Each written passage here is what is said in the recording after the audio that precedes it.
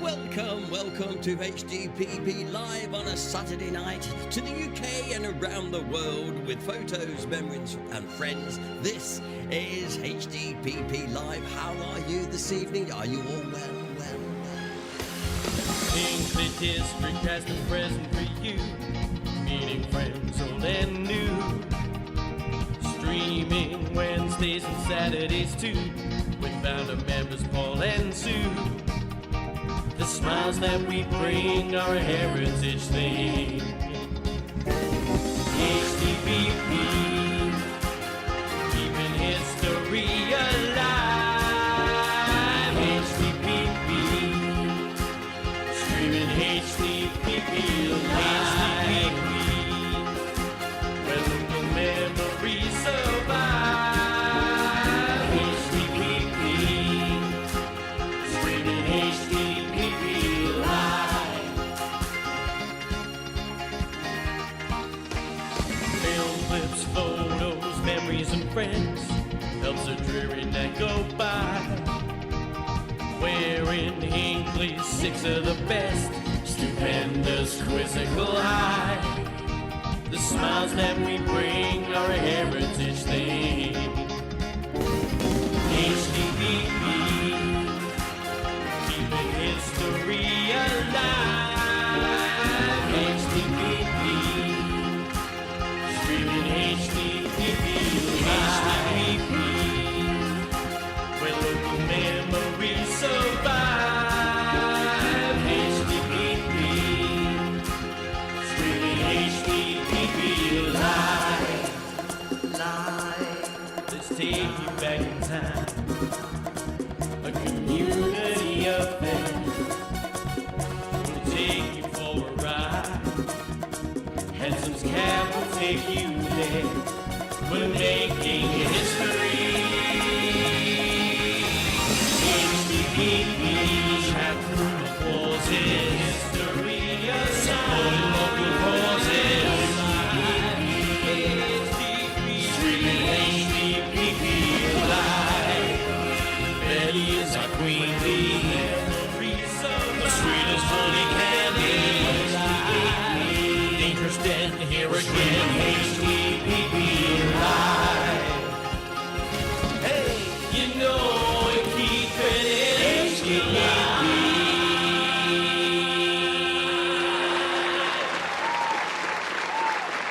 Come on, give them a round of applause. They're worth it. Those guys are so worth it on that channel. Oh my word. And duck, because here I come.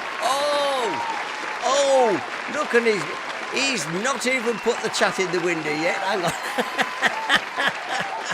Oh, I must be honest. Thank you. I've sat here talking to myself, and I think you'll allow me a little bit of might be slightly off beat tonight because I've not even put the light on. Hang on, watch this. There, that's a bit better. Other lights aren't on yet. Wait till I've sat talking to... I was talking to Mrs. G, and all of a sudden I thought, good grief, I ain't got this nowhere near about of. So anyway, let me just see whether I can get things a little bit organised. Hang on, Paul. Honestly, you're not very well organised this evening. I've got the chat on my screen, but you haven't got it on yours at the moment. That's basically what it is. Hang on, I'm going to click a button here, and it should suddenly pop up. There we go. How many people can handle the technology and host the programme? This is what we're finding. Anyway, welcome to the programme. My screen is a bit screwy tonight as well. There we go. Well, oh, pardon? My light's not... Got another light over here, not on. Should be. Hang on. Try it now. There we go. I think we're all up and running. Welcome to the programme. It's Hinckley District, past and present, live from the heart of good old Blighty. Here we are. Sunday evening, the last Sunday of November, so we're rocketing towards December as we speak. And as you can see already in the chat room, plenty of people are already there. Let me just take a look. Ian Roberts was first in. Keep those likes coming, please. It really does help us.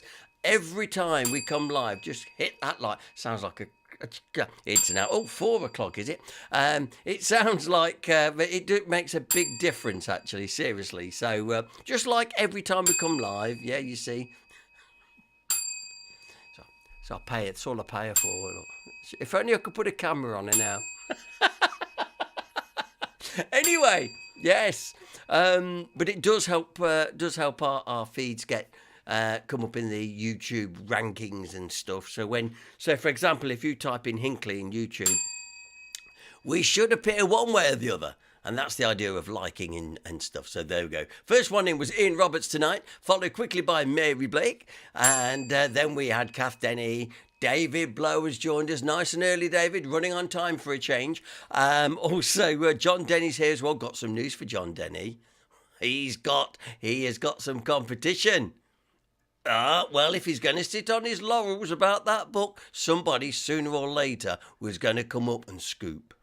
That's all I'm saying at the minute. We know who it is. But if he was at the meeting, Kath, if he was at the meeting the other night, he'd probably know. But we're not talking about that now, are we? Kevin Beasley, lovely that you are there this evening and keeping the lights burning in Burbage, along with Dangerous Den, who's here again, of course. And as I say, Dangerous Den, he was looking very dangerous on Wednesday night. He sat there looking. And you think, yeah, he's dangerous tonight. Yeah, definitely. Carol Beasley's here. Hi, Carol. Hope you're all right tonight. And she's, I've got my G&T ready. And why not? That's what I'd say. Absolutely, why not as well.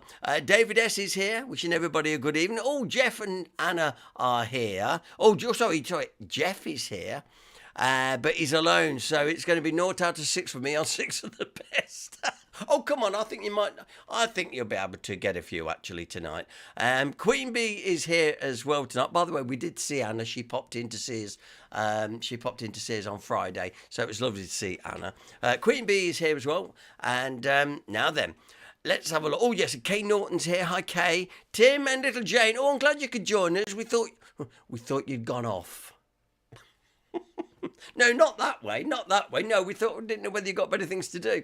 But anyway, great that you're here both. And anyway, we've got a usual lineup, probably a little bit shorter tonight. But overall, the same rules and features apply. 6 of the best, which we've got lined up for you, coming to you in just a few minutes' time, and a few little snippets and a bit of fun as well.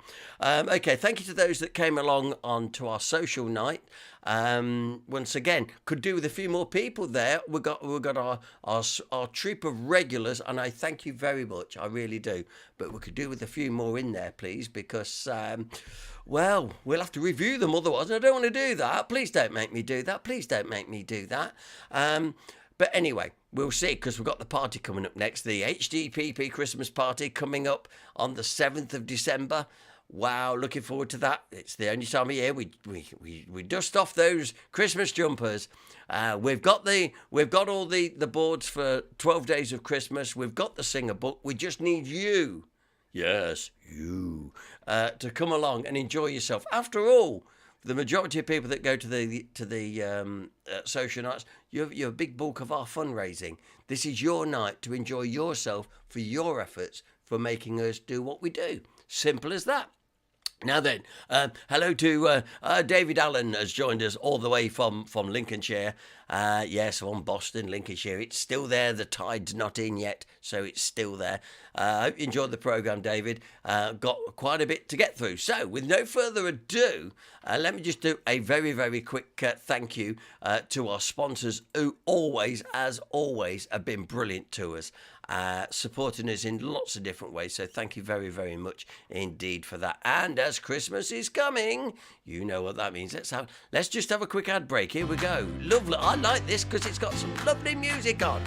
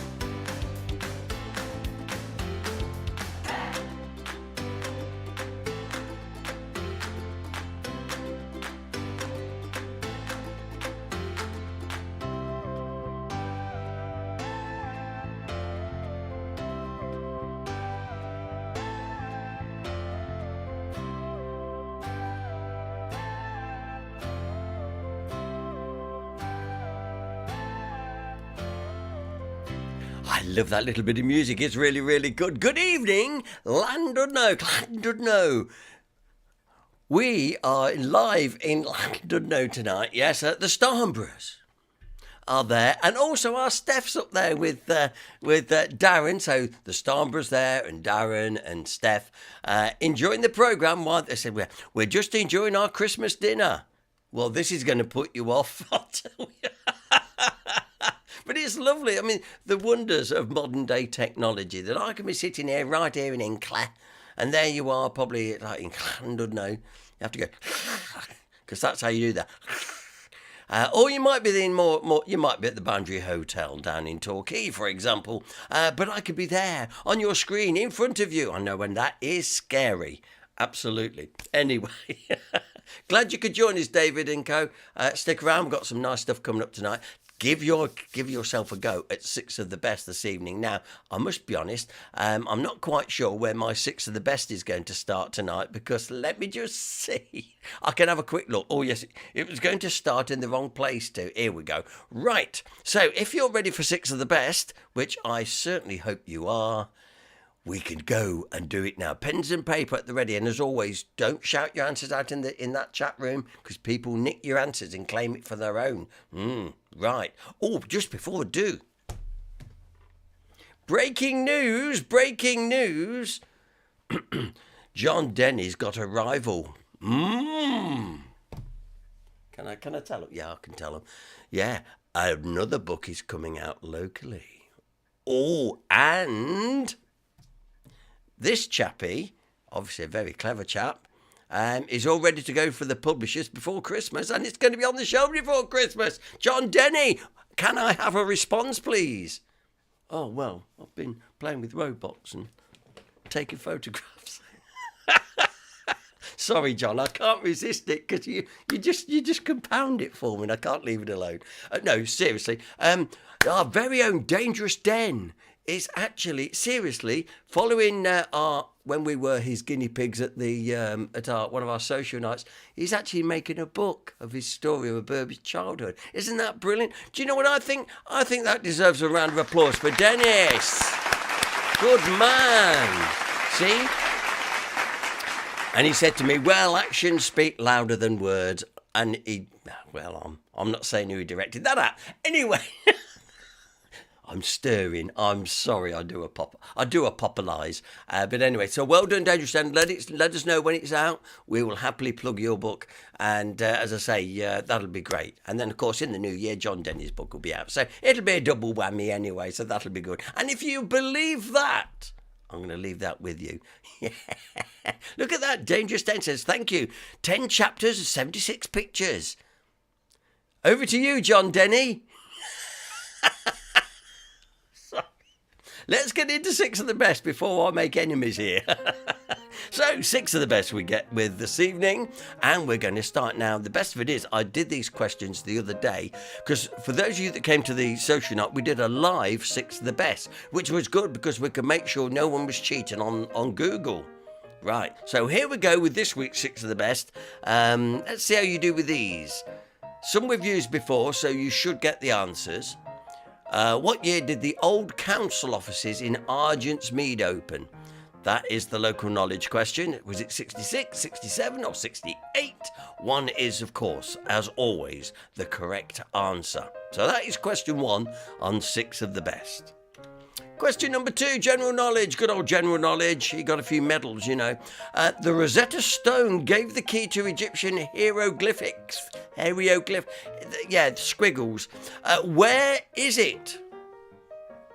Where is it? Now listen. Look, you've already picked up your mobile phones. Go and Google. Where is the Rosetta Stone? Come on. Yeah. Moving on. More local knowledge. What was Regent Street formerly known as? What was Regent Street formerly known as? I think you all know that one too. It is a bit easy this week, actually, because I'm feeling generous. Sorry for myself that some of you would like to get a higher score. What was Regent Street formerly known as? Okay, that's what we're asking for question number 3. Question 4, more local knowledge. Now this will get you Googling. What? And we've had this question before. What does Hinckley's coat of arms consist of? Yeah, now you're thinking, oh.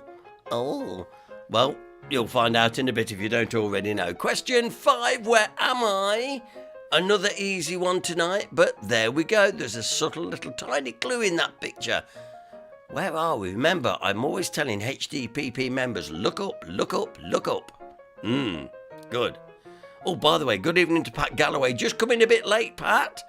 Probably as well. We've been talking about you, so you're all right. You're not missed out. So there we are. Where we are in Hinckley, obviously. So where am I? Where in Hinckley am I tonight? Right, pens and papers at the ready, particularly for this week's Haniogram. Even Mrs. G's not done this one.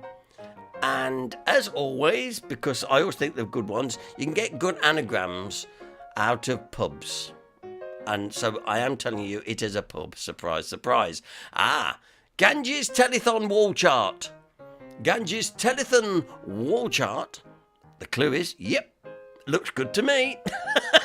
And you will see why the clue wouldn't match. But once again, I will tell you that it's not a pub in Hinckley. It's in a village not a million miles away from Hinckley. It's not in Hinckley. Ganges Telethon Wall Chart.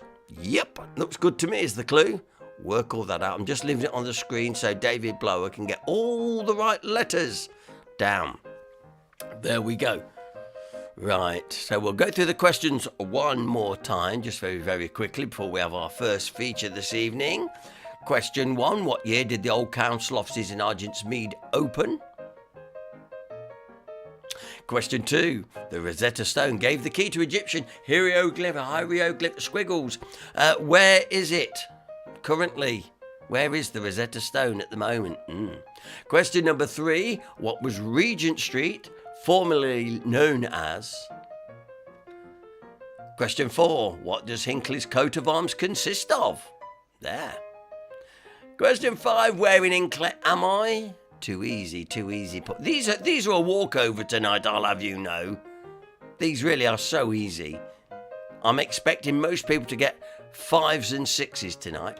And number 6 itself is the anagram. Ganges Telethon Wall Chart. Yep, looks good to me is the clue. It's a pub.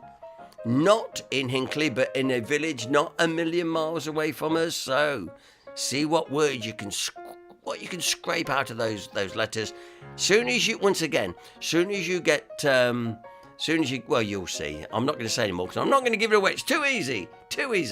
There is, ladies and gentlemen, your 6 of the best this evening. We'll come back, of course, and visit that throughout the programme this evening. Lovely. Anyway, John Denny is actually doing some compliments, actually, saying about Dennis's book. Because Dennis says 10 chapters, 76 pictures, and John says, oh, sounds good. Oh, I think John's only got 15 pages, actually. But don't quote me on that, I don't know. Well, it can only be 15 pages for how long he's been on. What? No, actually, he should have 1,000 pages in, John. Come on. Right. Anyway, so tonight, first of all, thank you for those people who have contacted me about our sad news that we've had in our family this week.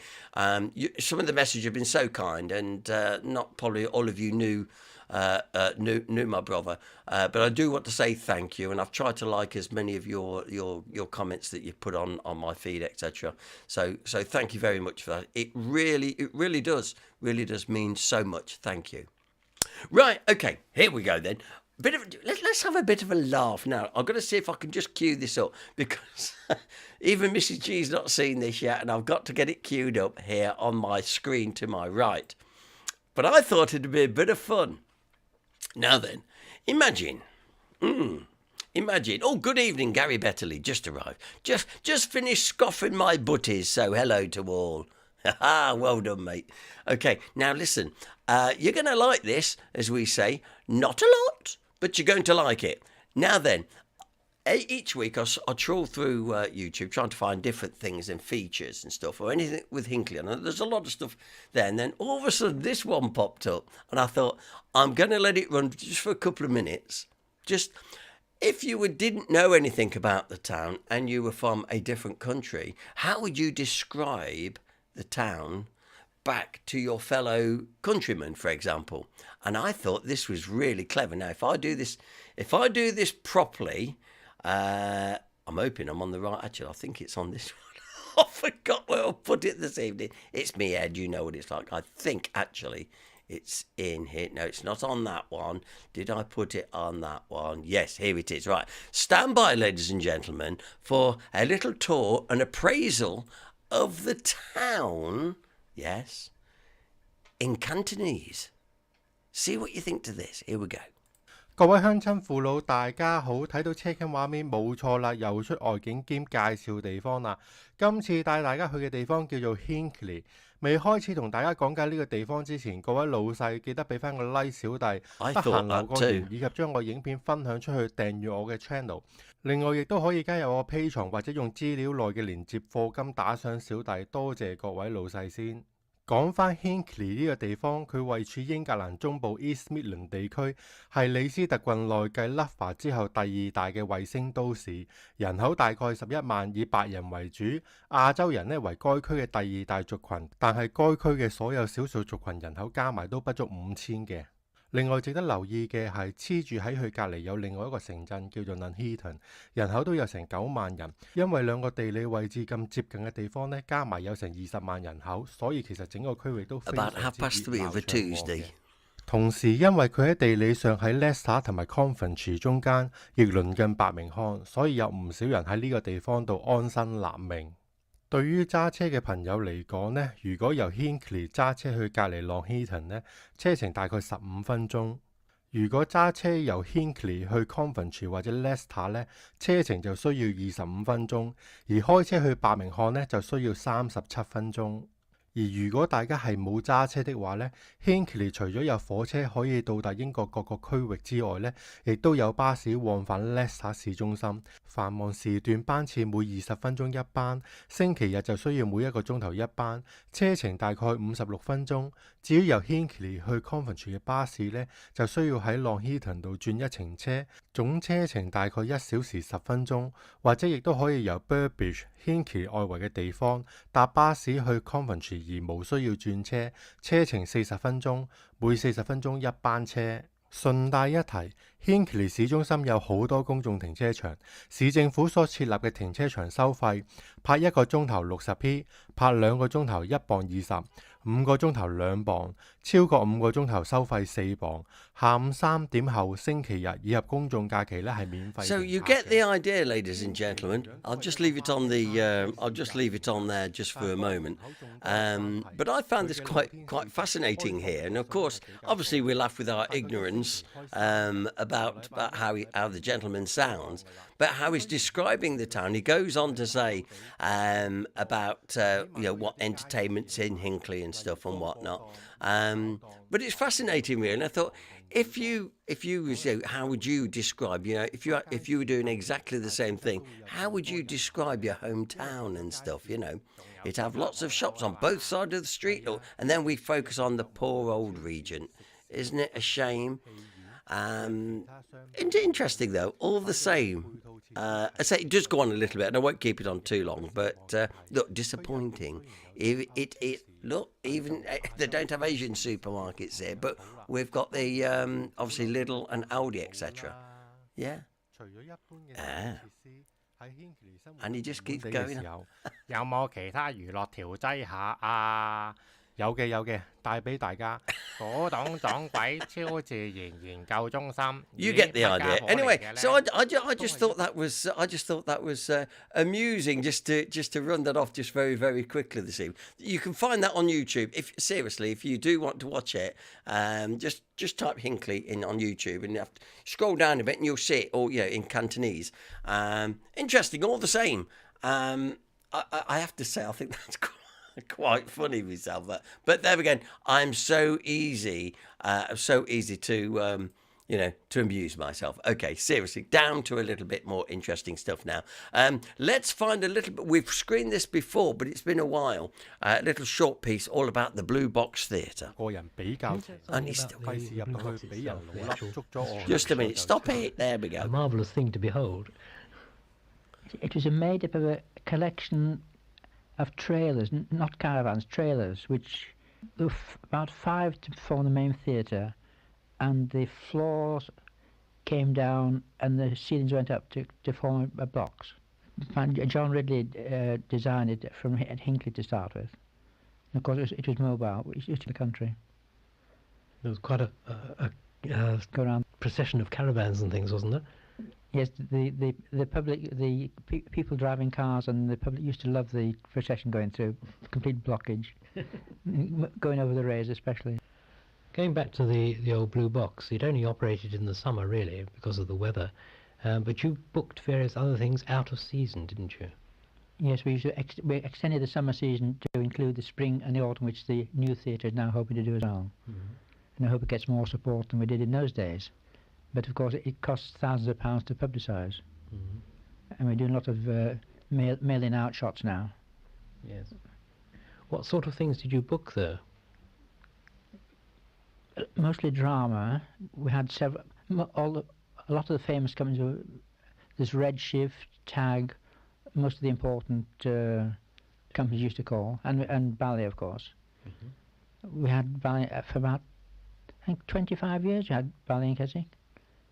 Definitely the last company. Well, since I gave up, the European ballet have come twice, because some of them go to the Carnegie at Workington, and we had one company, the Janet Lewis. They came for 12 consecutive years at least. Well, that finished a bit quick. There's a big gap in there. It's supposed to be another couple of minutes. The Blue Box Theatre, by the way, ladies and gentlemen, as you know, for those who don't know, and if you're viewing for the first time, it was built right here in Hinckley, underneath. Apparently, it was built in the yard beneath the water tower in John Street, and one of the pictures I showed you there was when it was. Thank you. It was being assembled down on the college playing fields. That's now long since gone because they've all been built on. But all the same, fascinating stuff. I used to have a fantastic book. About the Blue Box Theatre, or the Century Theatre, but they called it the Blue Box. Fantastic. And of course, for all those years, it was up at Keswick. And as I say, it's still about. It was up at Snibson. Once again, where the old little pantos. Oh, yes, they do. I know they don't. So how grand that would be. I'd love to go, actually, and explore it all myself. And lots of famous names have trod the boards of the Century Theatre as well. But as I say, a gentleman, basically, in a nutshell, I forget his name, he's a gentleman from who worked at Sketchley's and stuff, and he bought these military vehicles and had this idea of being able to buy so many vehicles and park them together, join them together, and make a travelling theatre. How fantastic. And it happened right here in Hinckley. We've got so much to celebrate in this town, really, and we should be amplifying these achievements more, I would say, definitely. Now then, for the benefit of Pat Galloway, who joined us halfway through our introduction, Pat, you better do. By the way, don't forget your sister won something on the raffle, or waited to be collected. If you have won a prize on the raffle and you haven't collected, I think it's only about 2. Hang on. She's pointing at me now. Right. You see, I have in my hand a piece of paper. A lot of people have collected their. So hang on. The producer said to me, a lot of people. Lee's. We've got that one. Right, the Christmas Decks kit by Maureen and Ray Harris. That is still out for waiting for collection, and the Space Rail kit for Elaine Galloway. Oh yes, hi Elaine, she's just come in. And I was just showing your name on my list. I really was. Yeah, no problem at all. It's here. It's quite safe. Let's say, just get in touch, and we'll sort that out for you. No problem. Kit Parker's just come in. Made it late tonight. Good evening. Right, good. Now, once Kit's in, we all know we're okay, or should be. If you just joined us, like Kit and a few others, you've missed our Hinckley in Cantonese tonight. And it's true, isn't it, folks? We've had Hinckley in Cantonese tonight, absolutely. And we've been at a quick visit to the Century Theatre as well. Okay, whilst I'll just try and get my head together now, because it's been a heck of a week here. Let us just have a few memories of Barwell and Earl Shilton. So here we go. Sit back, enjoy, and relax. as we go back in time to look at the memories, Barwell and Earl Shilton. A picture taken top town, and of course well before the First World War. Today obviously is a roundabout here, but the main war memorial was placed there originally.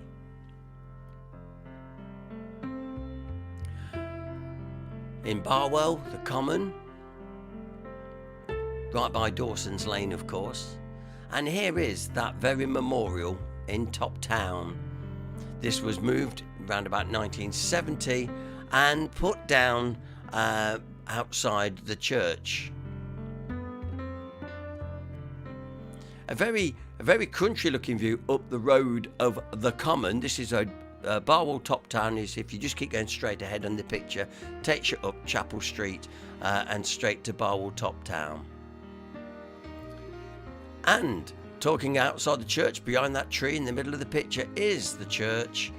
Barwell St Mary's Church is there. You can barely see it, with the vicarage right at the side. One for Dennis. I know he likes his windmill. This is the old mill in Barwell.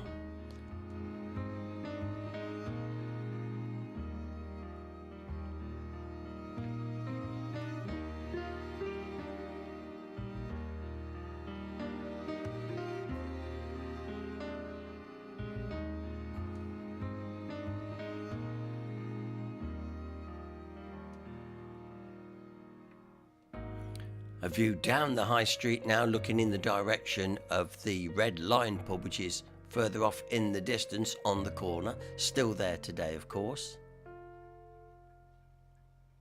And on Shilton Road. This splendid row of houses still there today. But of course, cars are now parked right outside of them. Another view down the high street, looking in the direction of the Queen's Head pub on the right-hand side, to give you an idea where we are. And the church itself. Lovely appointed church, actually. It's Barwell Parish Church, right there, looking out over the fields.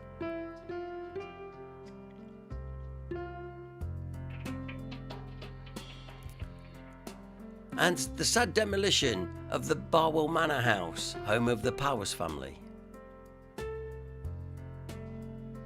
Of course, Harvey House, the old people's home, residence home, is on this very site today. But I can't believe that that got knocked down. Doesn't it look superb?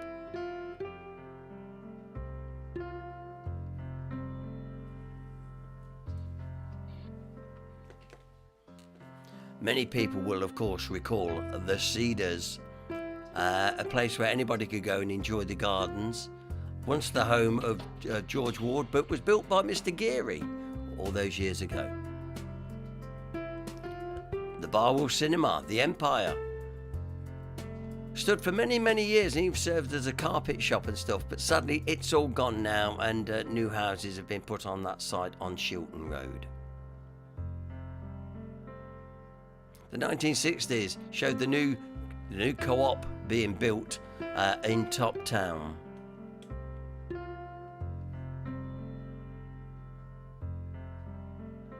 Mayor's Gap, which is just round the back of the Top Town there.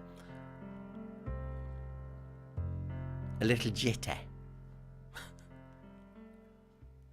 I love these pictures for the simple. Look at this one, a lovely view up the high street towards Top Town. Look at the bike shop on the left-hand side with the tyres and stuff and hanging up outside. Fantastic. This is down in the Common. Once again, the picture's all changed now. We're looking up towards Chapel Street, and on the right, which you're going to see, a nice little open field that was there up to more recent times. Sadly, it's all been built on now. Townsend School. As it was. Once again, extension being given to this place too. But look how clear the road is. No cars about. Another pub sadly no longer with us. The building still survives today. The Three Crowns opposite Harvey House on the High Street. Do remember going in there, but sadly it's been long gone as far as a public house is concerned. A lot of families would get their furniture from Birch's of Barwell, a very, very popular store. Let's go over to Earl Shilton, shall we? Yeah, absolutely. The Earl of Shilton. Here we go. Starting off outside Foster's shop, look with those bikes and stuff. Charlie, the Foster's family, renowned for getting people going. Also relatives of Charlie Foster's. Here's Charlie Foster's shop. One of my favourite pictures in Earl Shilton, that, with the pumps on the pavement and the overhead delivery lines. Of course, that became illegal to do in the late 60s, early 70s. And of course, the Hollow. Here it is, before the Earl Shilton Building Society building we see today, which would stand on the left of the picture, looking up the high street from the Hollow. Looking towards Wood Street, and the sign on the lamppost pointing the way to Elmsthorpe Station and Stony Stanton.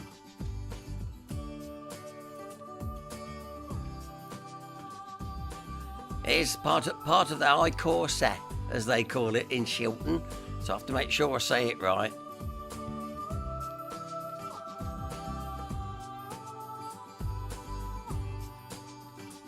Earl Shilton Parish Church, of course. It's Simon and St Jude Church on a very high point at the top of Little Russia. Shilton by the sea, absolutely. Watery gate. You didn't need gates because people got common sense in them days not to go in when it's deep. And now they put a gate across the road because some people are thick. Tower Road in Earl Shilton in much quieter days. Once again, sadly, these sort of scenes are rare because everyone needs somewhere to park the cars. Right in the street, of course. The view down Lower Hinckley Road, looking down towards East Lane and into Wood Street there in Earl Shilton. Seen on the left, all still there really, but once again, the cars taking preference all the way down the street. And Station Street, or Station Road indeed, Earl Shilton. So named because it led to the station at Elmsthorpe. The Stoot, just off the Oller on Station Road in Earl Shilton, still there today.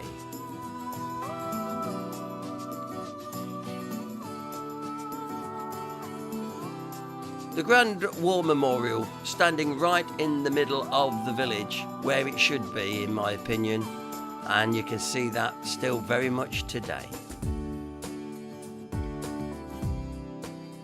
We go further up the High Street. Now we're looking in the direction of the Hollow.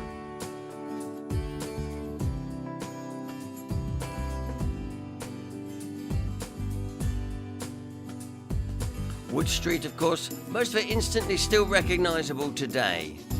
But as I say, this is now a very busy road with traffic lights. You really have to be careful what you're doing. And there's the I Corsair. And with, of course, Earl Shilton Manor House, if you like, or what I call the Adams family house on the left-hand side. I always call it that. Another view of the High Corsair.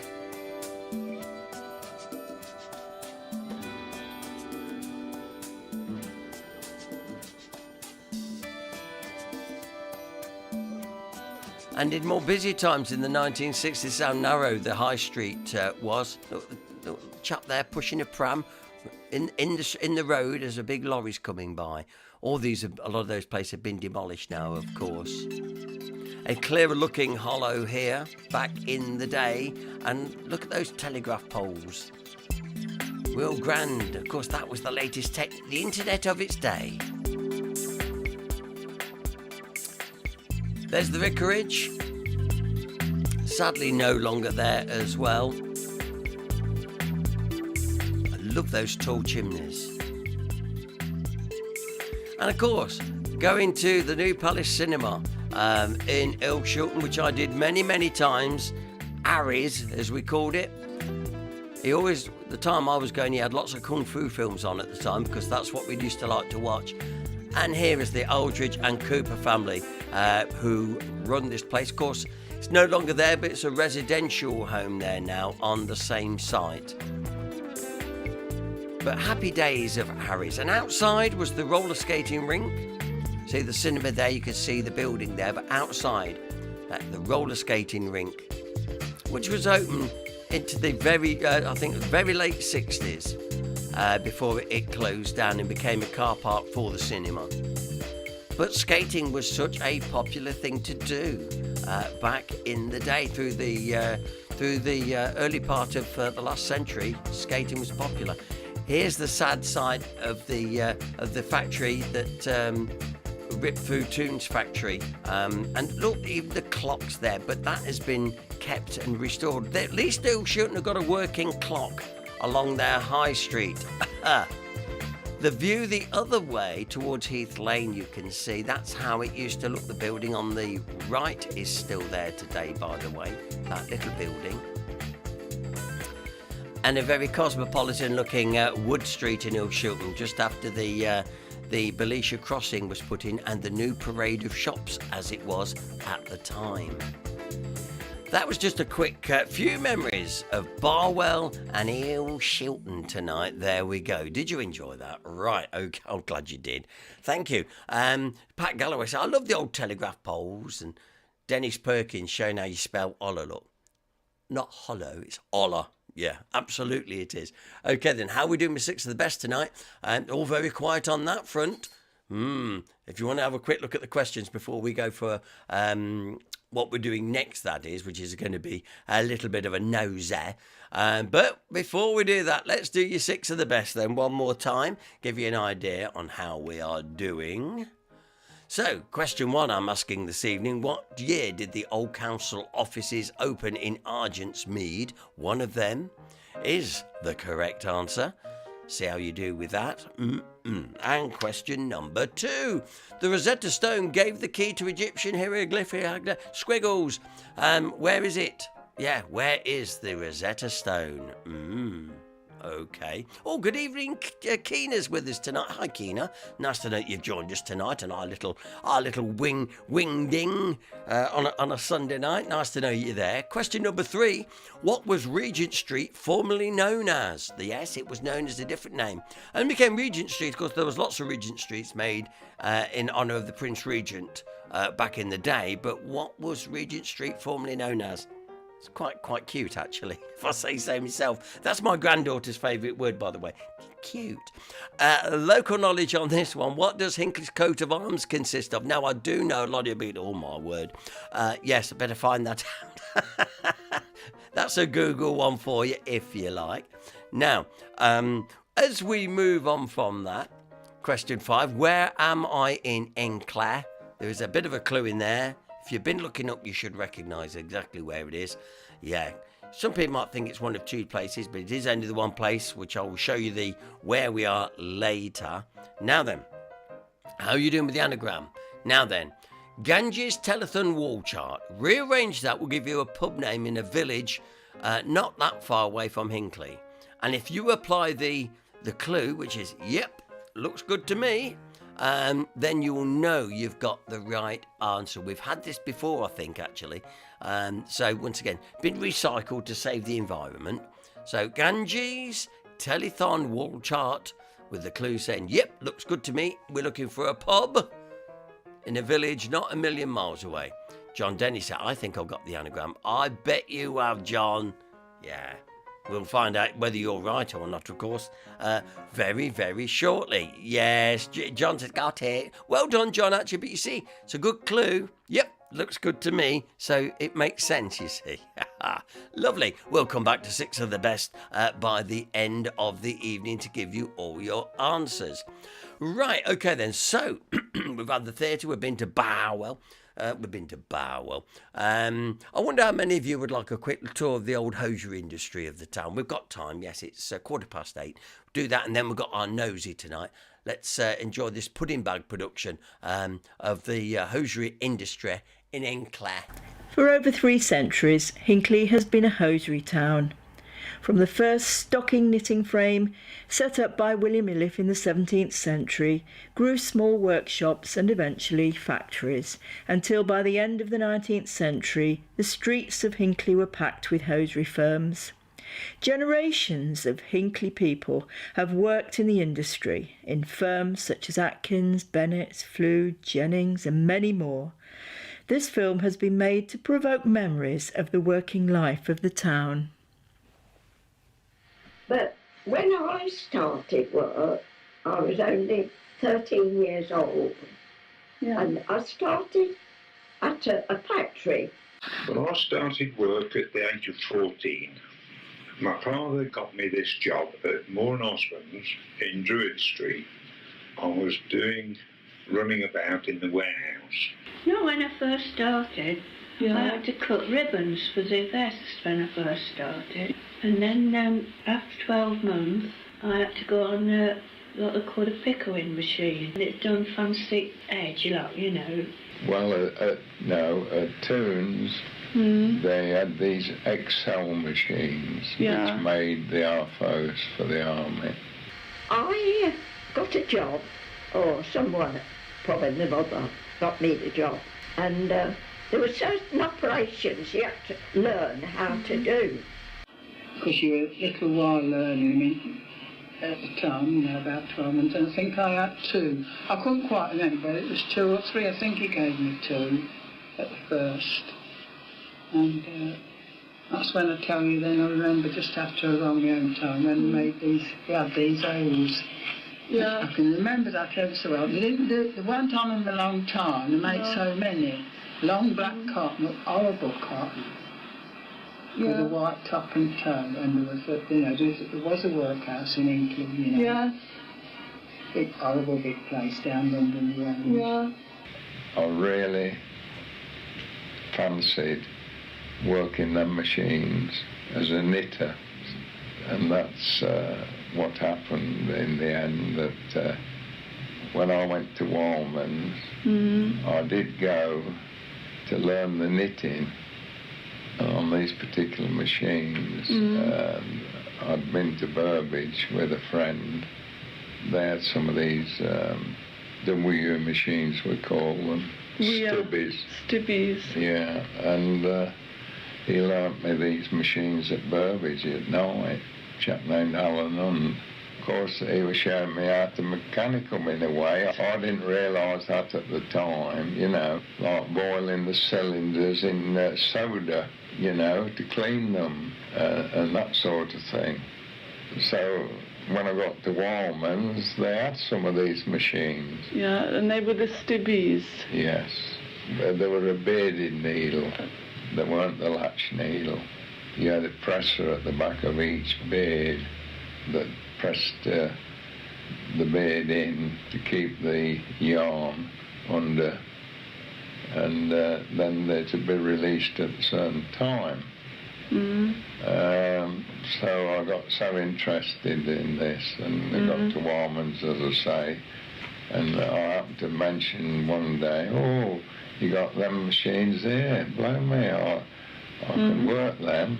And from talking to the management, I must have impressed him some reason or other.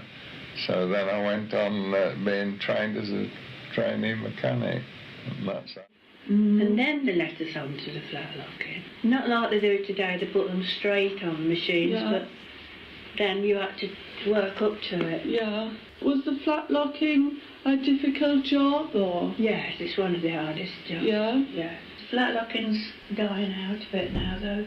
Even there, they're doing small jumpers and things now. Can you explain the flat locking? What type of garments would you have done? Vest, it has got 9 threads.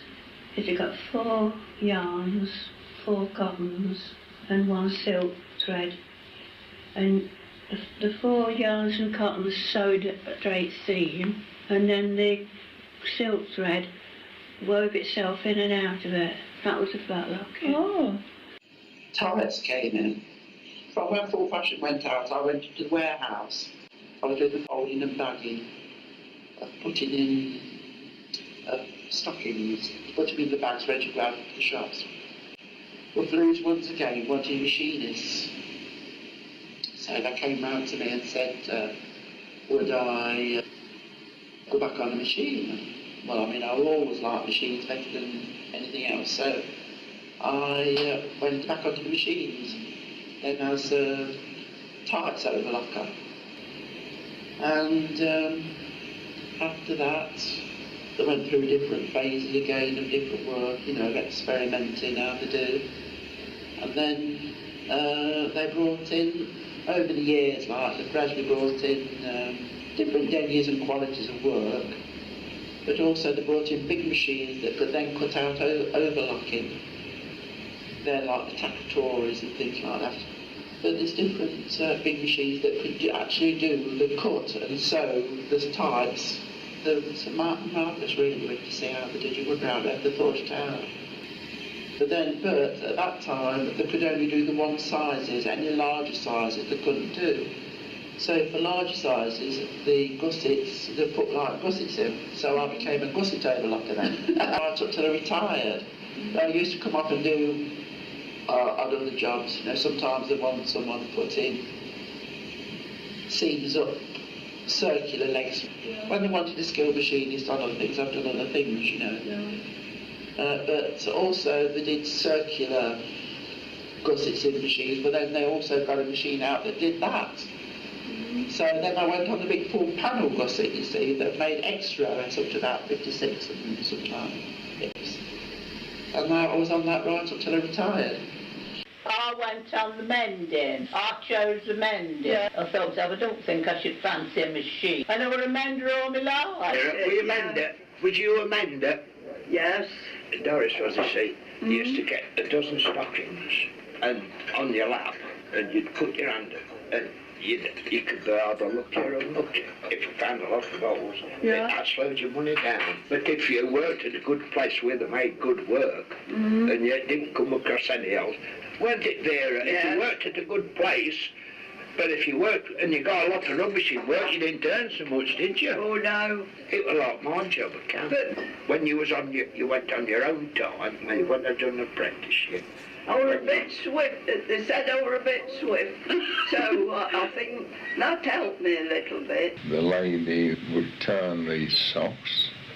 They'd be stitched at the toe, and the lady would turn them back. They'd be steamed with the presses. There were 3 big presses, very old-fashioned, with the balls on each end, and they swung round the balls to close the press. Yeah. Yes, like footballs. And I told you that the chap who operated them used to sweat a bit. He used to have his beer under the counter, yes, from a Nelson.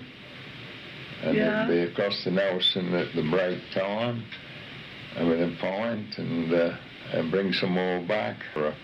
She used to turn these socks back, and you know it used to make her arms awful rough. From Simpkinson and Emery's, I went to Hood and Mason's in the trim shop, where they used to pull stockings on boards. I was known as a legger, a lad. You had to join the union to get a job in there, but the pay rates were so much better. I went on to about 15 shillings. Yes, but it was a hard job. It was one of the hardest jobs. Not physically doing it at the time, like digging. It was a hard job in as much as the temperature you worked in, the speed you had to work at, and the application you had to apply. Because you couldn't, again, you were paid by piece rate, by the 100 dozen, or part of 100 dozen. And if you didn't get through the work, nobody bothered you, you just didn't get paid. I always claim that we dyed the first pass black on nylon stocking. There was a lot of competition going on as to how to produce a black I'd got the idea that logwood like Hemetin black, was going to be the thing, you see, but it had to be diazotized and developed chemically, which wasn't easy. Anyway, I talked over this with a chemist in Leeds, who was the Yorkshire Dyeing and Chemical Company. He was the chief chemist there. I got to know these people, you see, and me. He said, I'd love to come down and help you with this, you see. The countering of women's stockings was a male preserve. We had the Countermen's Association, Hinckley District Countermen's Association in those days, purely Hinckley trade union, and only men could work on the counter, pairing and folding women's stockings. And we managed to break that down because we went to the industrial court in London and got the right to employ females. Oh, we went to lots of places, seaside. We took us to went to Blackpool, went to Stanton. That was Mr. Frank called, yes. We used to have some fun on the outings. Took us for a nice meal. Raised a nice meal when we were there, you know.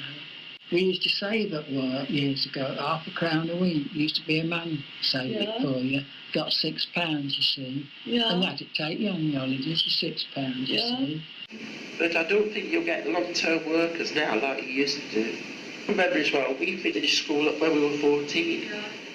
You haven't got this extra higher education you've got now, where you did so many other things. See, I went through the war years that controlled a lot of my education, as you might say. For one thing, you used to have days off from work to go into the fields to pick potatoes because you were doing land work, you see. Days off from school. From school to do land work, you see, so therefore you missed out on education. Yeah. I finished 5th from the top of my school, and I was considered quite clever, but I wasn't able to, and I couldn't afford, because you had to pay. You went to grammar school in them days, and my parents couldn't afford that. So therefore, it was like coming to the technical college to even learn. You could not afford to pay that money out to come. So therefore, you landed in these mundane jobs. And you stuck to them at the finish because you were told to. The old days, you got a lot of friendliness among the people, you know, camaraderie. For one thing, when you finished off work, you'd have a lot of people come from Dunedin and places like that, so you got the actual factories laying on buses to take you home. So therefore, they'd all group together, get on the buses together, so the factory continued on, even from out of work. Well now, cars and all like that, people just get in cars and go on. So it doesn't carry on the same. You know, are you following me what I mean? Is the friendship carried on outside the factory as well as in? And that's not the same these days, because the minute you're finished work, everybody just goes all their own way. Not one will get left, but they get dropped off and it's finished, you know what I mean? It doesn't get the chance of carrying on like it used to do years ago. There was more of a case of years ago as well, that you all stuck together more to survive. But nowadays, there's not that. It's just not that in the factory these days. Do you think that's got anything to do with the fact of looking back at things and things always look nicer? No. I wouldn't say, don't get me wrong. When I say things look nicer, in fact, things were much harder in those days. The conditions of work weren't the same as what they are today. You've got no sick room, even if you're poorly or anything like that. You've got no canteens. You didn't have a canteen? Oh no, you've got no canteens. You've got nothing like that. No. You've got your own kettle and you used to just go and fill it, come back and sit down and you carry on working. You didn't stop for a cup of tea or anything like that. So you didn't have, say, break in the morning? Oh no, you got no breaks. You just carry straight through. You'd work straight through. What about dinner time? Oh, you'd have your hour or so dinner or whatever, then come back and work straight through.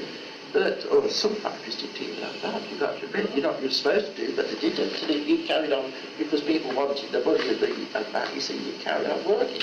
The conditions of that in factories have improved greatly since then. I mean, safety, you see, I mean, when I worked at Smith and Johnson's, I was sitting there and working, and I looked up, and I suddenly saw flames shooting out of the pipes as I sat there working. Well, that was all the dust that accumulated on the pipes, the cotton from the yarn, and all like that, and I shouted, fire!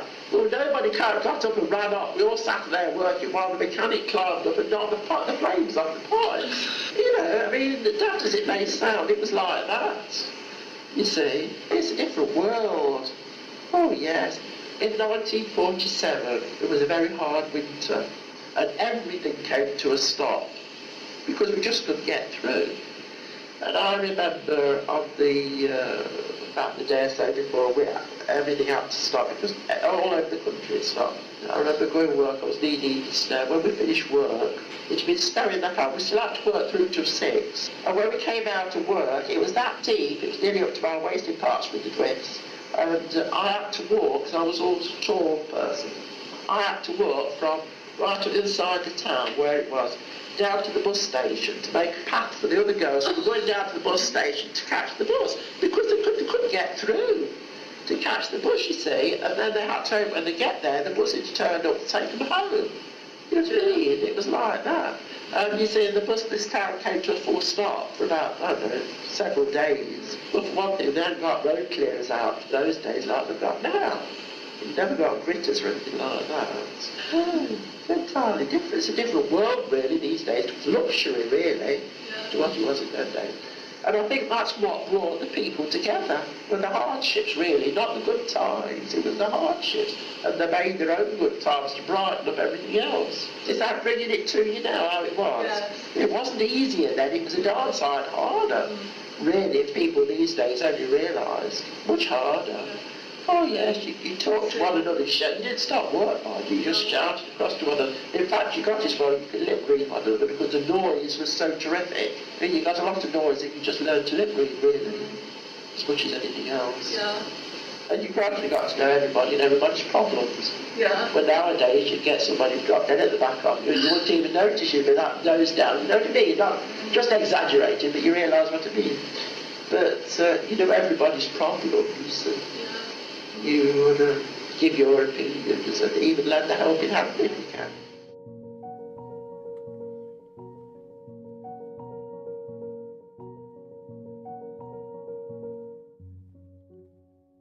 I think that's a great little film, actually, by Pudding Bag. Yeah, I think it's great to hear the voices as well, and the stories from the factories. And regular viewers will know I've got loads of old stories from the factories. And as Pat Galloway was saying there in the chat, great, Christmas time particularly. And yeah, and I've just put, well, when the factories finished and everybody hit the town, wasn't it brilliant? Great fun. And the pubs of the town would know they've got a busy day. Because that was it, and some would start. I mean, some of the girls would start drinking and stuff before they even left the factory.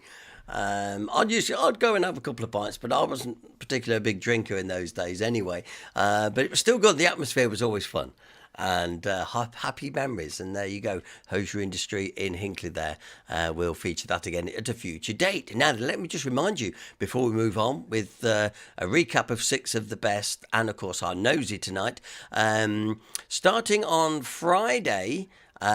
Till next Tuesday, I think it is, St Mary's Christmas Tree Festival. And I'm delighted to say Hinckley District past and present will be putting a tree in, because we won it last year, as you know.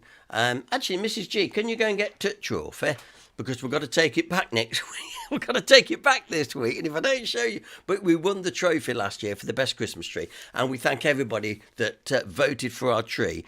We owe a lot to Jill Hickey for this, because Jill does all the decorations, herself. She's one of these crafty people. And here it comes. Look, almost floating in. There we go. Look at that. From last year. Let me hold it up so you can probably read. Look, St Mary's Christmas Tree Festival winner. Champione. Anyway, I'm so proud of that. But it's thanks to Jill and the members and people voting for us that we got it last year. But as I say, it's got to go back. It's got to go back this very week. So there's your last chat. Unless we win again, but who knows? We've got a tree planned. We've got. I know what it's about. I'm not going to tell you. You have to go and have a look.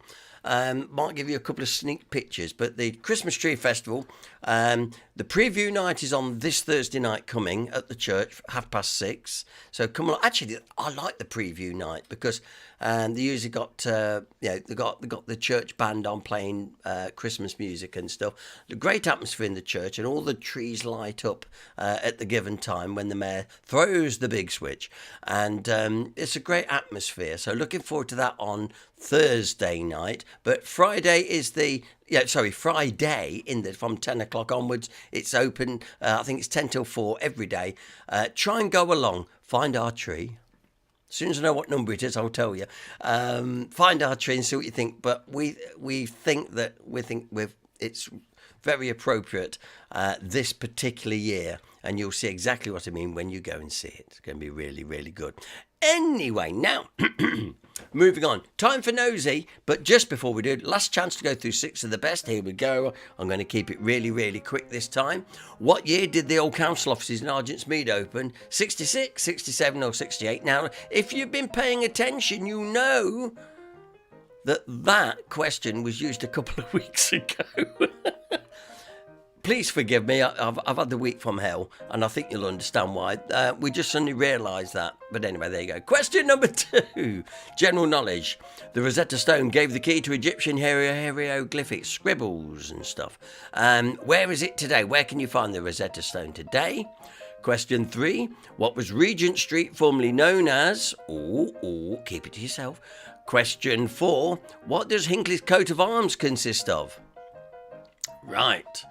If you can do that, so an unappropriate message has just started coming through. Here. Let me just remove that because that is not nice. Blooming nuisance that is. Question number 5. Where in Hinckley? Where am I? Where am I? Yes, that's what we want to know.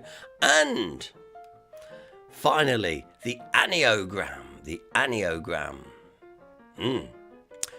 Ganges Telethon wall chart. There we go. Rearrange that. The village name is in there along with the name of the pub. And I will tell you that the village is north of Hinckley.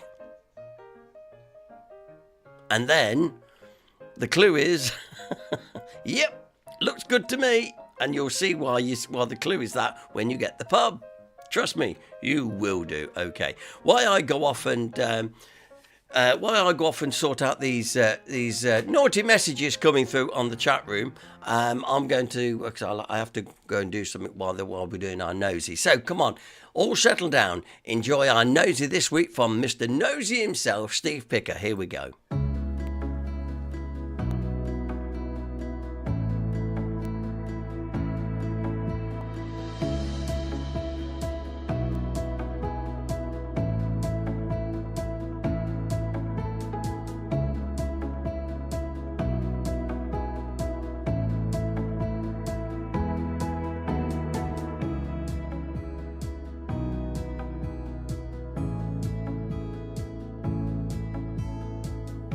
Water. I think most of us, including myself, take water for granted, don't we? You know, it's so easy to go into your kitchen, turn on the tap, fill the kettle up, go upstairs, fill the bath, have a shower. We don't really think of it because it's readily there available, isn't it?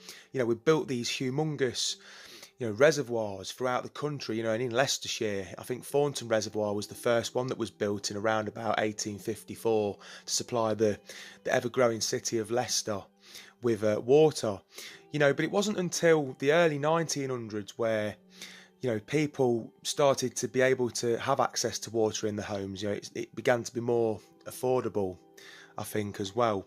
And mains water, I think, was actually invented in the 1600s in London, believe it or not. And, that was only reserved for the wealthiest of people. It weren't for us plebs, do you know what I mean? Of course it weren't. But by the early 1900s, we'd started moving away from wells a bit more. And, people put more onto mains water, and then by around about the 1930s, I think most of the UK was on mains water. But in 1903, the house that I live in, when it was built, that had a well just outside the back door in the yard, and as you can see there, that is the slab outside my back door, and you can see carved within the top of the slab it says well, and I do keep meaning to uncover that, you know, to have a bit of a nosy. You know what, that might be one for another video. We ought to check that out. But as per usual, it's all about exploration and getting us boots on the ground and muddy, although to be fair, I only had my trainers on today.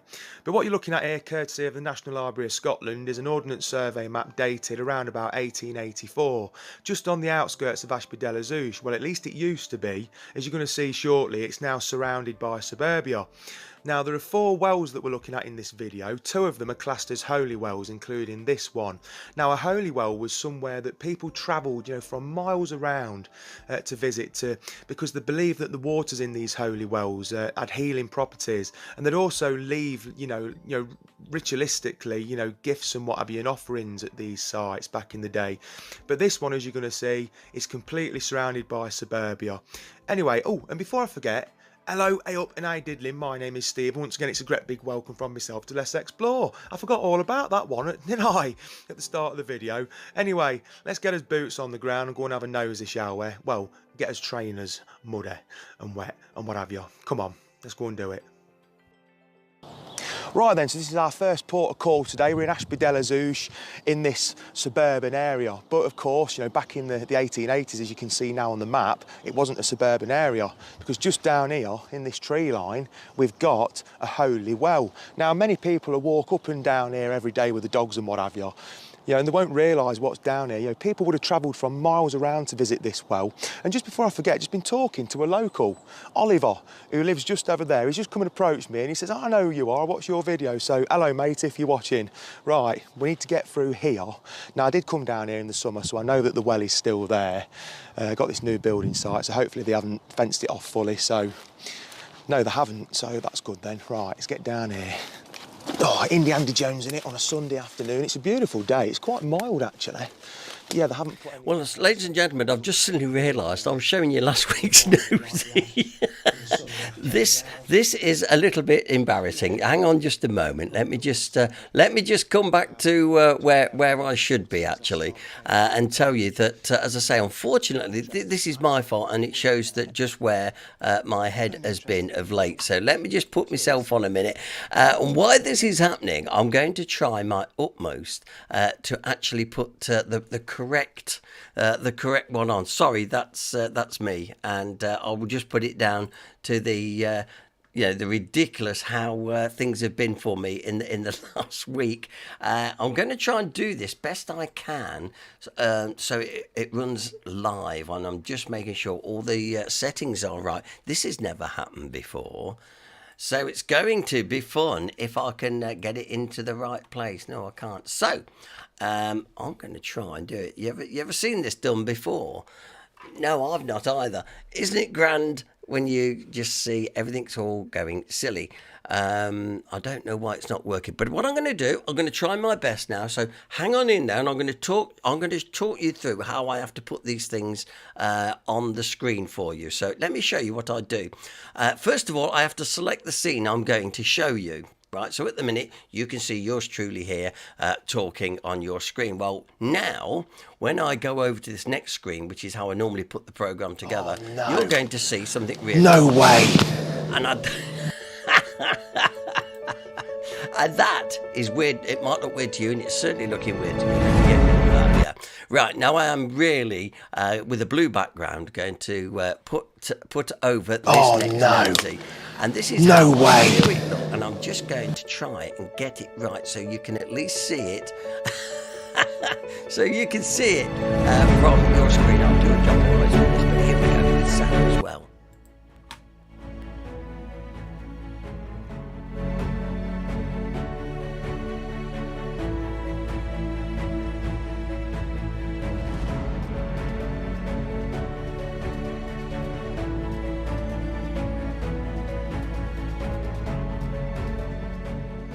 Hello, hey up and how you diddling? My name is Steve, and once again it's a great big warm welcome from myself to Let's Explore. Right then, so following last weekend's video about wells in North Leicestershire, this weekend we're kind of carrying on the same theme, all by accident to be honest with you, because this was a totally unplanned video today. I didn't plan on going out making a video whatsoever. This is the result of looking at old maps online on the National Library of Scotland, and what you're looking at here it says Henson's Waterhouse on a map dated 1885, I think, an Ordnance Survey map. And it was this that I found just after last Christmas, I think it was, and it's taken me all this time to go out and find it. Now, this Henson's Waterhouse is situated between the village of Ticknell in South Derbyshire and the town of Ashby-de-la-Zouch in northwest Leicestershire. Now, right at the side of the road. I had a lot of grief and hassle trying to get to it, to be honest with you.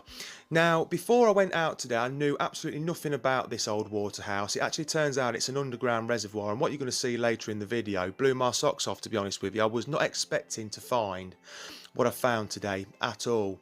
And there's not a lot of history about this, but my theory of it being something to do with Cork Abbey I think was pretty much correct anyway, because this was one of the water courses for Cork Abbey to supply it with fresh water. Now, I think this was built in around about 1817. I downloaded a PDF file earlier and there's a little piece written about it on there, but it was at least built in 1817. It might have been earlier than that, I don't know. So it's quite an old structure, to be honest with you. And originally they actually put in the ground wooden pipes, believe it or not. I know you wouldn't think it, would you? You know, knowing that you know, water can rot wood eventually, but then they, by the 1830s, I think it was 1839, they changed that to lead pipes. Anyway, as per usual, let's go and get his boots on the ground, or trainers again. Didn't have my wellies on, did I? And I should have. Let's go and have a nosey and see if we can find this, because as you're going to see whilst I'm out, there's a lot of Andy Jones in to do. Totally unprepared today, did not know what I was letting myself in for, and had to go the long way around due to a very inquisitive bunch of cows. Anyway, let's go and have a nosey. Right then, so stood at the side of this very busy road in South Derbyshire, as you do, people driving by thinking, what's he doing? Looking a bit suspicious next to that edge, ain't he? Well, according to my Ordnance Survey Explorer map that I've got in my man bag, that hedge line there that I'm pointing at, follow that down, and if this waterhouse still does exist, if it's still there, it will be down there somewhere. But I've got to watch what I'm doing here, because we've got cows in the field. They are ever there, so yeah, I'll try and get in there and go and see if we can find it. Remember when you used to go garden hopping when you were a kid? Other pastimes are available. This feels a little bit like that for some reason. I feel like I'm up to no good. I've got people driving by me and I'm stood here filming in a hedge. So it's very, very busy today, actually. Do you know what? The weather's turning as well. Oh, but here we go. Why does there have to be thorns everywhere? Do you know what I mean? You can't accuse me of not doing any field work. Do you know what I'm saying? Sorry about that awful close-up of me there. Right, I got cows have got the eye on me. They don't usually bother me, but I'm just a bit wary because there might be a bull. The things I do, all for a waterhouse that I think is in that tree line down there. Well, at least I hope so anyway. Right, so scrap that, we're going an alternative route. Right, this is the Ticknell tramway. We've walked this plenty of times. But it's this piece of woodland here. This is called Henson's Coppice. Now, in the spring months, it's absolutely awash in here with bluebells. It looks stunning. I came down here last spring whilst making another video. In fact, I don't think I showed you it, to be honest, but it's a different kind of beauty now. As you can see, you've got all these golden leaves that have fallen. So, Henson then. Who is Henson? I haven't got a clue. This waterhouse, you know, if we can get to it, or where it used to be, or still is, because I don't know if it exists or not anymore. You know, it's named after someone. Now, was Henson a local landowner, owned a farm, or, you know, was this person the person, you know, the architect, the engineer that put this waterhouse there, that built it or designed it? I haven't got a clue. You know, now, as I mentioned earlier, you know, there's a number of springs round here, so this looks to be like it was built on top of one of them. And, you know, with the Harper family at Cork Abbey having water pumped from this spring to Cork Abbey, which is over that way.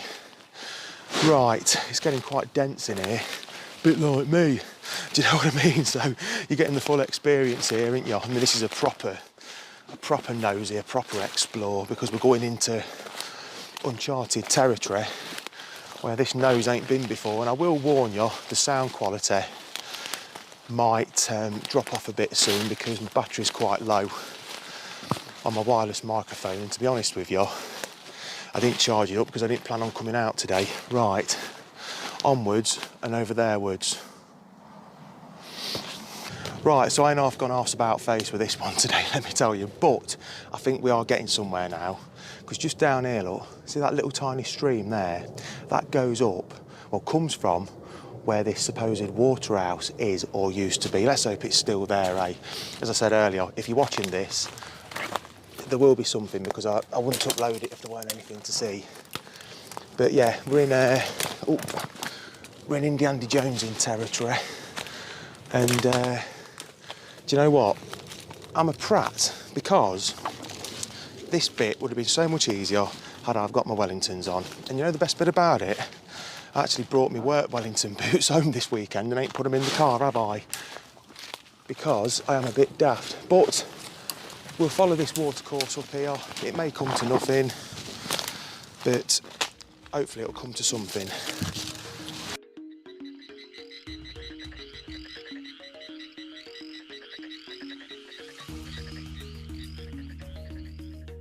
Right, so just when I thought it was getting easy with the undergrowth, if this structure is still here, it's not far from where I'm standing now, but as you can see, it's just undergrowth city. We've got holly everywhere. It's proper Christmas time down here. Do you know what I mean? So I don't know how I'm going to get through this. I'll have a go. I've just got to be careful, because if I go in the field, it's going to just be awkward getting in again. Barbed wire, and you've got cows as well. I don't want to disturb them. It's not fair on them. So we can't be far from it. This cutting where this little stream is, it's getting quite deep now. It's a bit like the one at the Holywell at Ashby from last weekend's vid. So this is when you need a machete or something.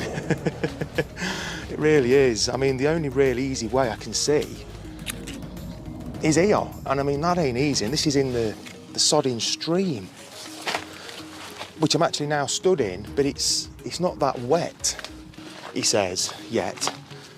Oh, I'm gonna have to walk through this holly. Why do I do this, eh? I do it because I love it, and I just love showing you these places that have laid undiscovered for many, many years, and there's quite clearly not many people come down here. Very sharp. Oh, you shit. Right then, I'm not going to lie to you folks, this has been a pain in the arse to get down to. I'm scratched up, I've stood in cow shit, and serves me own right really, but I'm ripping my jeans up, and we found something, and what we found looks very, very old. Very, very old. Now, with a lot of these springs, like the one that we found last week in Ashby, they usually end up being in quite a deep cutting, and this one is. Now, where all that ivy is, there's a wall there, and it started raining. Lovely. And up on the top, there's something else. Looks like a small structure that looks a bit derelict. So we'll check this out first. This looks like some sort of retaining wall or head wall for maybe some sort of old pipe work or something, but let's have a look. I love this stuff, I do, I really do. Right, so clearly not ancient. We've got red engineering brickwork here behind this ivy. Now, just over here, you've got old stonework as well. Now, this may not be ancient, but it's certainly very old. Now, there's an old clay drain pipe there, so that tells me this isn't ancient, unless that was a later addition. I don't know. Now, they're holding this bank back here. There's also another pipe. Oh, ow, just there. But as I was all coming down that embankment then, I've seen something up there, so we need to go up there. So we have indeed found something today. I'm not looking forward to getting out of here. I'll tell you that much, that's going to be difficult, and it's raining. But for now, we're in cover, so it's not too bad. Right, so we've got a really old manhole here of some sort, brickwork, and put this concrete on top here. And there's what looks like a 6-inch clay bend there, a pipe that goes down to that head wall where we've just been standing. But this is the bit that's of interest. just up here. Now this will be Henson's waterhouse, what's left of it. And it was a stone and wooden structure at some point. Now, how old this is, I ain't got a Scooby-Doo. It will be very old, this will. I'm quite confident. Oh, no. No way. Oh, man, yes, my torch is working. Look, there's a doorway. Wow, look at this. Oh, I can't get it bloody open. Jesus Christ, I weren't expecting that. Hold on, I've got to try and get the camera to focus. I can't believe what I've just found here.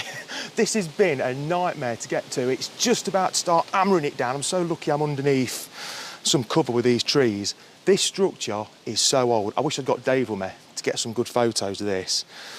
I've got to try and get the door open. I don't want to damage anything, do you know what I'm saying? Wow, this is incredible. It's full of water.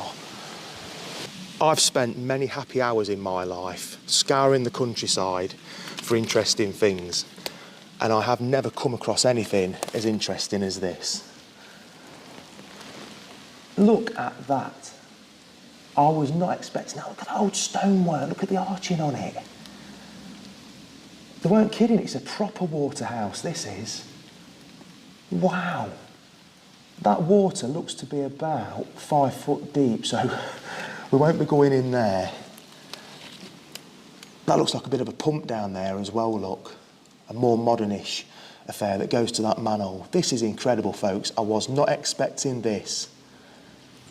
It was worth all the hard work to get to. Wow. That is amazing. I can't believe it. I absolutely cannot believe it.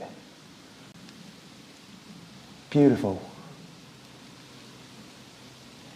Right, well, I honestly can't believe what we've just found here. You know, it's worth getting yourself wet and dirty and all the rest of it. Incredible. I cannot believe that. How old that is, I don't know. I mean, it might be 19th century. It might even be older. I just don't know. One thing I do know is this spring where all this water's been collected in this underground waterhouse, which is beneath that bit of a bank there. It's hard to work it out. You know, that spring will be ancient, but just, wow, I just can't get over that. And that is why I do what I do. These are my favourite noses. Yes, I love the railway lines and the canals and all that jazz, but coming out not knowing, I mean, honestly, when I seen that, I thought that was the actual house there. I thought there would have been an old pump in there. But then I looked to my left and seen that old, really old wooden door, which is really old itself, and I just couldn't believe it. And it's now tipping it down. But I've got me nosy for the weekend.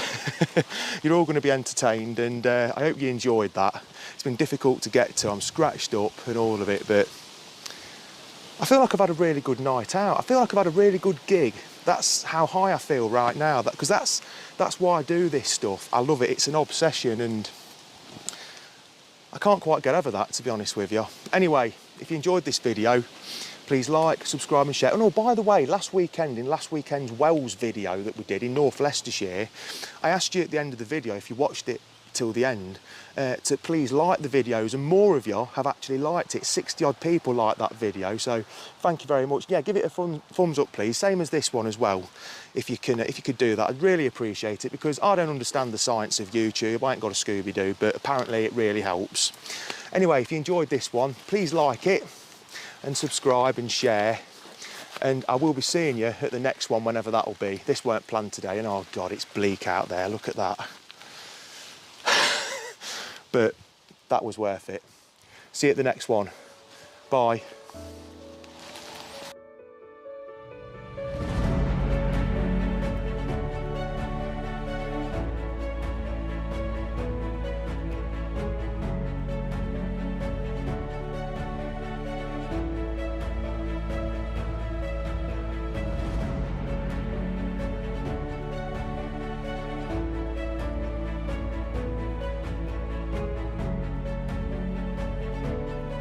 You gotta love his enthusiasm, as Carol Beasley's just said that. Absolutely, you can see it was like a kid on Christmas morning, wasn't he? Well done, Steve, and thanks for finding that little gem of a place. That was a surprise, wasn't it? And lots of people enjoying that in the chat room as well, as you can see there coming in. Yeah, another great Noseh, Steve. Well done, Steve. Well done. That was a brilliant one. Yeah, absolutely. Nice one, mate. Well done. He's not with us tonight. He's probably got a better offer. Which, incidentally, I'll give a shout out to Mike and Jan Kirby. Happy anniversary, 50 years of married bliss. They're having a bit of a tarty tonight. You can't beat a good old tarty. So that's why the crops aren't with us either tonight. But we've let them off. It is a special occasion. So there we go. Okay, it's time for the for 6 of the best. How are you doing? Now keep your answers close by, because I'm going to be asking you to put your answers in as we go through this. Here we go then. So we've been asking a few questions now. Like I say, I did realise that I used this very same question a fortnight ago. I thought I'd done a new one for question 1. I haven't. But did you remember the answer from a fortnight ago? That's what I need to know. What year did the old council offices in Argents Mead open? Let's see who can be first to put the correct answer on my screen, and then I will see. But anyway, when we had the new council offices, when they opened, was it 66, 67 or 68? One of those is the correct answer. I'm expecting John Denny to come through with that, you know. But we'll see. Just waiting for... Yeah, John Denny, congratulations. Well done. Yes, 1968. Perfectly correct there, mate. I'm not laughing at any of John's answers. Last week I got the chuckles. And John, it was nothing to do with what you'd said. It was just how I was going to deliver the line that was making me laugh. And it was something I couldn't say. So there was nothing wrong with your answer at all last week. Right, everybody else coming in with 1968. Anne Hunt, Elizabeth Moore, Keena Treadwell and David Allen. Well done. Question number 2. I'm sure you had to Google this. Who's going to be in first to tell me the Rosetta Stone gave the key to Egyptian hieroglyph scribbles? Where is it? Where is the Rosetta Stone this very day? Let's see who comes through with that one. I bet you that'll be... I bet John Denny. Yeah, British Museum. Yeah, you see, I'm seeing this and you can't, ladies and gentlemen, but I knew John would come straight through with it. Well done, John. You've got... that's 2 out of 2. And yeah, British Museum says Queen Bee. See if anybody else is going to have a go at that one. Yes, Anne Hunt. All the brains are all at the front of the class, yeah? Oh, Carol B said the Victorian Albert. Well, anyway, there you go. I thought it was... I thought V&A was a drink, actually, but... Enjoy, Carol, enjoy. Okay, moving on. Oh, look at that. He says, I didn't Google it, I've seen it. Amazing you didn't bring it home. Knowing you. Question 3. What was Regent Street formerly known as? We all know that one. Let's see who's going to be first with the answer to what was Regent Street / Rugby Road. That bit there. What was it known as? It is my... Yes. Dennis Perkins, duck paddle. Well done, Dennis. You got in just before John Denny, I think. Yeah, duck paddle, says Kevin Beasley. Well, quite right. Duck paddle was that part of Regent Street / that little bit of Rugby Road there. Yeah, Coventry Street or duck paddle. You see, John Denny, he's just just getting his odds sorted. But yeah, duck paddle is the answer I was looking for on that one. Question number 4. Now then, what does Hinckley's coat of arms consist of? Who's going to have a go? And I'll tell you the answer if you don't know. But let's just see first. So, what does the Hinckley's coat of arms consist of? Someone said a duffel coat. Stop it! It's not a duffel coat. No. Yeah, Carol Beasley said, by the way, I meant the British Museum. Yes, I know you did. Right, okay then. So, John Denny. He says for the coat of arms, a dragon, a boar, 2 shields, 2 rams, and... Oh, is that with chips, is that? A dragon, a boar, a shield, 2 rams and a tin hat. Yeah, actually, you're good enough. John, that is good enough. I'll give you that. I got here, it's a shield flanked by rams with a hog and a dragon on top of the helmet. But anyway, John, no, I'll give you that too. Kel Beasley says, hansom cab. No, sorry, Kel, no, it's, like I say, it is as above. We can easily put a picture of the coat of arms up if you don't believe me. You can see, you used to be able to see a coat of arms on the old police station, amongst other places in the town. So there you go. Anne Hunt, I agree with John Denny. And that's a surefire way of getting your answers right, that's for sure. I'm going to have to find something that John doesn't know. Yeah, see, Dennis Perkins says, I also agree with John Denny. Where in Hinckley? Wait for John Denny, then here we go. Where am I? Where in Hinckley? Yeah, Gary Better said, is that a partridge in a pear tree? Well, I know what you mean, mate, for our previous one. A dragon, a boar, a shield, 2 rams, a tin hat, and a partridge in a pear tree. Nice one. Right, we're just waiting for where in Hinckley now. Okay, everyone's waiting for John Denny to put his answer in. They'll say, yeah, I was going to say that with John Denny. Yeah. Yes, John Denny's got it. Next to Natural Nails, the old quick save at the bottom of the marketplace. And if you're not quite sure where that is, I did put it. Here it is.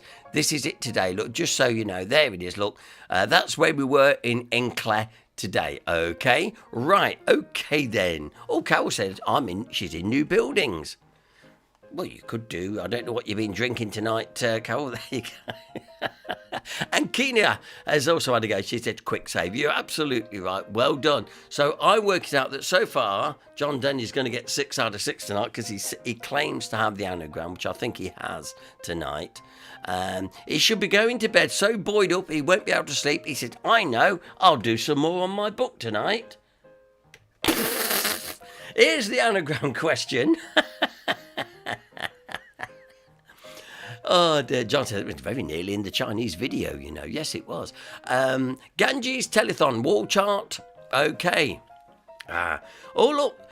Jeff Wallace, I got the Where in Hinckley and I guess the British Museum. Remember the year 1968. He's just going to run down. Anyway, just add up your score, Jeff Wallace.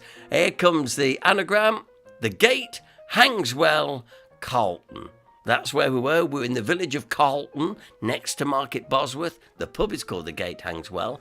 And now you see that the clue goes, fits it. Yep, it looks good to me. Pat Galloway said, listen, I've got all 6 wrong. Does that make me a close runner-up? Oh, you lot, what do you like? What do you like?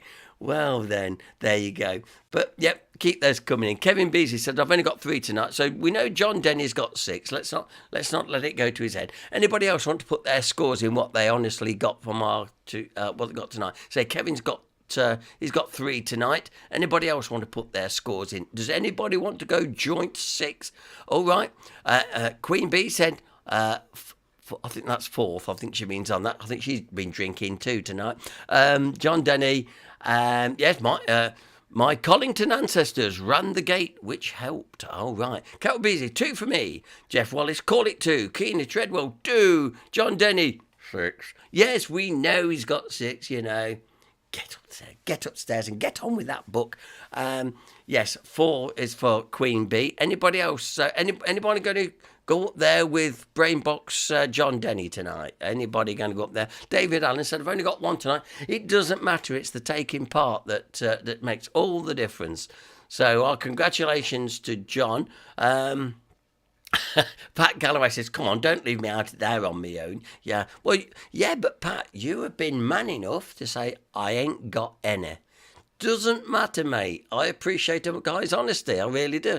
I really, really do. Well done, John. Brainbox tonight. And like I say, get on with that blooming book. People, when I go to Jasper's, when I go to Jasper's, also, is there a book out? Well, I can tell them, yes, there's a Dangerous Den book coming. That's at least one thing I can do. And you think, the hassle I get for him, I really do. Anyway, well done. Look, Russet says, don't worry, Pat Galloway, I also got zilch. You see, honesty, I don't care. If nobody gets them, doesn't matter. It's just having a go. And if in having a go you think, oh, blimey, I didn't know that, then you've learned something, hey? Yeah, good. There you go. Lovely. Well, that's just about it tonight. From us here on the Sunday night now. We can get all packed up and chill a bit. Now, just a reminder, don't forget the Christmas Tree Festival, St Mary's Church, Preview night is Thursday night, 6:30. Come along if you want. We'll be there. And then the fair itself then starts from Friday morning onwards through till Tuesday. Opening in church times 10 till 4. So go along and have a look. Oh, Steph's had a go. Hi, Steph. She's got 4. Well done indeed. We didn't know whether you were still playing, Steph, because if you're having your dinner, to be totally fair to you, I thought, well, can't really badger them, you know. But I hope you're having a nice time. And is Margaret with you as well? Margaret Perrin, I think. It's Margaret, isn't it? Page. Margaret Page, I think, is also up there with you. Because she normally watches, she never comments, but she must be up there with you and the Starnboroughs. Pretty sure she is anyway. There you go. Right, okay then. Thanks to everybody for watching tonight. And like I say, we'll be back next Sunday night, our first broadcast of December. Oh, will I have any Christmas trees? Don't know, but we'll find out then. So until then, take care. Keep it HDPP to keep it live. Take care. Good night.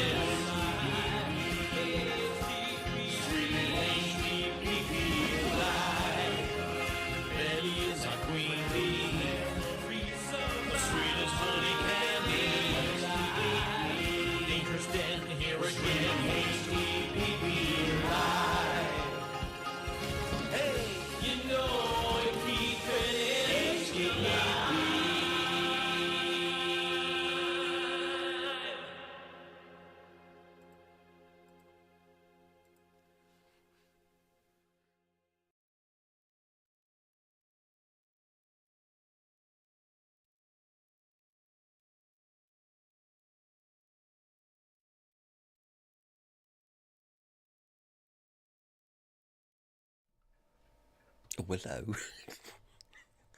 'Tis me again.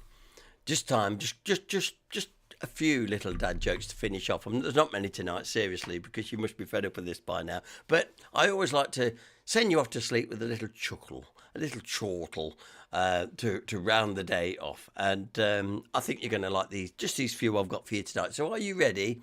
Are we all sitting comfortably? Okay, then I'll begin. What kind of lights did Noah use on his ark? Floodlights.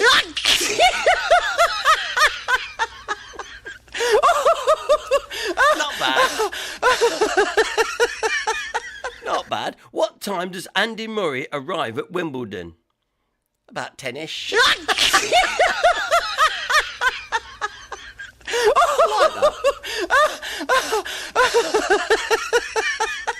So your page is stuck now. Stop. Maybe pages are stuck. Right, okay. Why don't cannibals eat clowns? Because they taste funny.